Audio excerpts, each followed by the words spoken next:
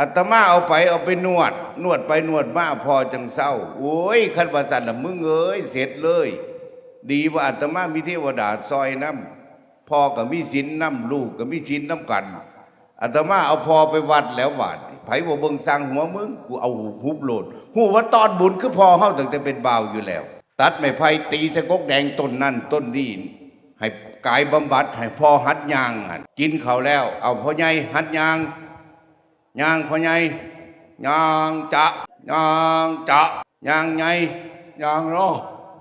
ยางจะแต่กี้เรามีแต่พ่อพาลูกยางจะ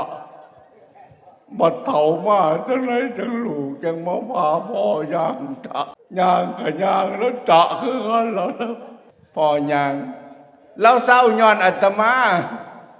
กระพาดแล้วยางคู่มือในอำเภอว่านิมนต์หลวงพ่อเนี่ยขน้อยไปเทศน์แผ่นดินถ้ำแผ่นดินท้องเนี่ยว่างบ่ว่างพอดีพ่อใหญ่สมบูรณ์เบิ่งพอเด้ออาตมาสิไปเทศน์ในอำเภอมานิมนต์ชั่วโมงเดียวดอกว่าซั่นพ่อหลดว่าจะไหนให้พ่อไปนำแน่บ่ไหลบ่ไปบ่ได้ดอกย่านพ่อลมให้ไปนำแน่ก็บ่ไหลเนาะแต่กี้แล้วเฮามีแต่เป็นเด็กน้อยให้น้ำพอบัดเฒ่ามาจังได๋พอจังไห้น้ำเฮา